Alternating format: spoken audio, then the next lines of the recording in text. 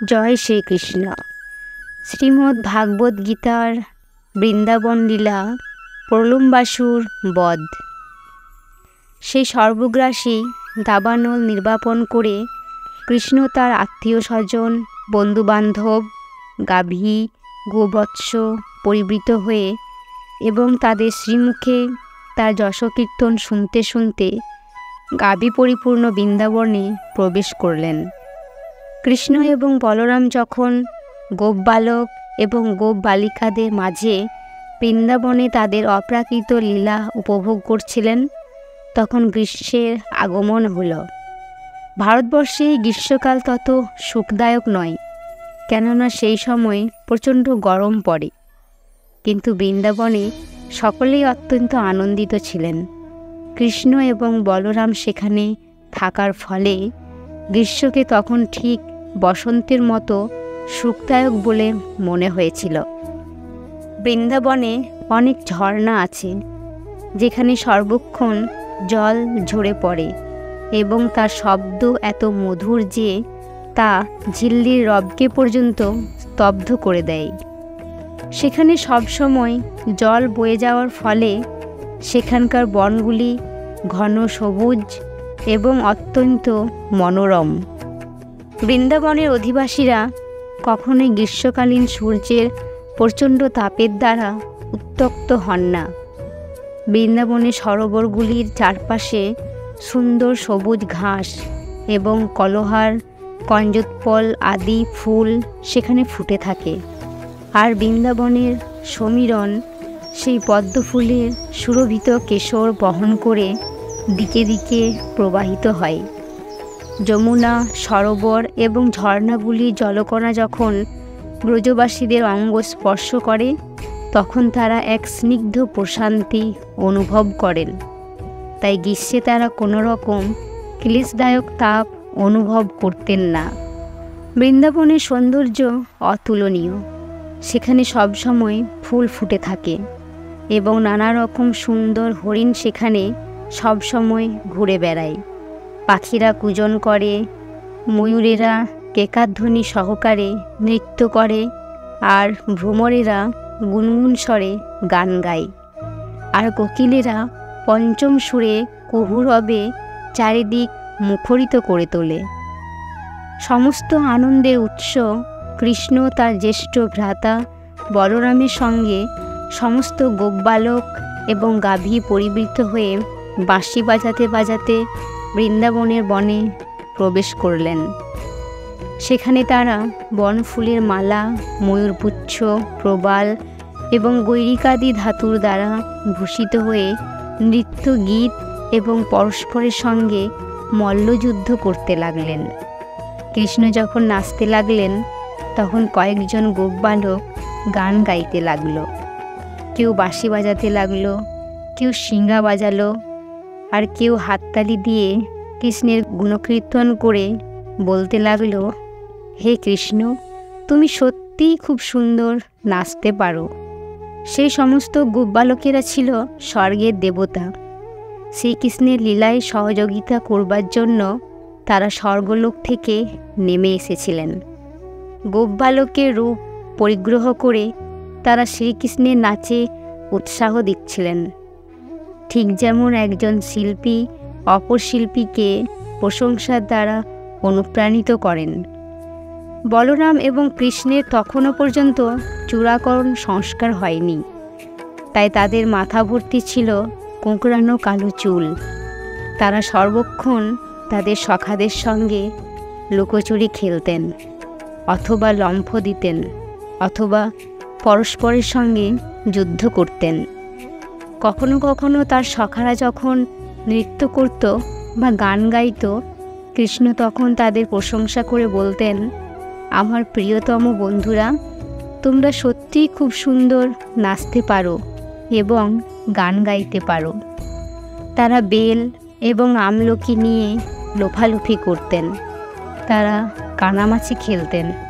কখনো আবার তারা বনের হরিণের এবং বিভিন্ন রকমের পাখির অনুকরণ করতেন। কখনো আবার তারা ব্যাঙের ডাক ডেকে পরস্পরের সঙ্গে ঠাট্টা করতেন। এবং গাছের ডালে দোলনা চড়তেন। কখনো তারা রাজা প্রজার অভিনয় করতেন। এইভাবে নদ নদী সরোবর এবং ফলে ফুলে শোভিত বৃন্দাবনের বনে শ্রীকৃষ্ণ এবং বলরাম তাদের সখা পরিবৃত হয়ে নানা রকম খেলা করে বৃন্দাবনের অপূর্ব সুন্দর পরিবেশ উপভোগ করতেন। একসময় তারা যখন তাদের অপ্রাকৃত লীলাবিলাস করছিলেন, তখন প্রলম্বাসুর নামক এক ভয়ঙ্কর অসুর কৃষ্ণ এবং বলরামকে চুরি করে নিয়ে যাওয়ার জন্য সেখানে প্রবেশ করল। কৃষ্ণ যদিও একটি গোপবালক রূপে লীলাবিলাস করছিলেন, তবুও তিনি ছিলেন পরমেশ্বর ভগবান এবং অতীত, ভবিষ্যৎ ও বর্তমান সবই তার জানা ছিল।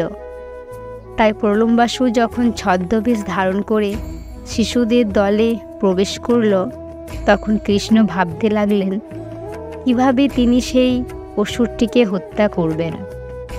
কিন্তু বাইরে তিনি তার সঙ্গে বন্ধুর মতোই আচরণ করতে লাগলেন। তিনি বললেন, হে প্রিয় সখা, তুমি যে আমাদের সঙ্গে এই খেলায় যোগ দিতে এসেছো, তাতে খুব ভালো হয়েছে। কৃষ্ণ তখন তার সমস্ত সখাদের ডেকে বললেন, এখন আমরা দুদলে ভাগ হয়ে একে অপরের সঙ্গে লড়াই করব। তখন সমস্ত বালকেরা সমবেত হয়ে কেউ কৃষ্ণের দলে এবং কেউ বলরামের দলে যোগ দিলেন এবং একে অপরের সঙ্গে লড়াই করার আয়োজন করতে লাগলেন।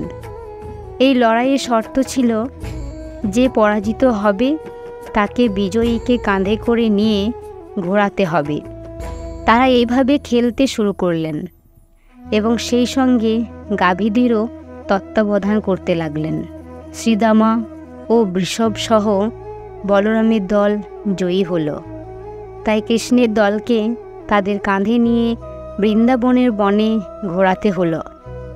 পরাজিত হয়ে পরমেশ্বর ভগবান শ্রীকৃষ্ণ শ্রীদামাকে তার কাঁধে নিয়ে বৃন্দাবনের বনে ঘুরতে লাগলেন। ভদ্রসেন বৃষভকে কাঁধে নিল। তাদের এই খেলায় অনুকরণ করে গোপশিশুর ছদ্মবেশধারী প্রলম্বাসুর বলরামকে তার কাঁধে তুলে নিল।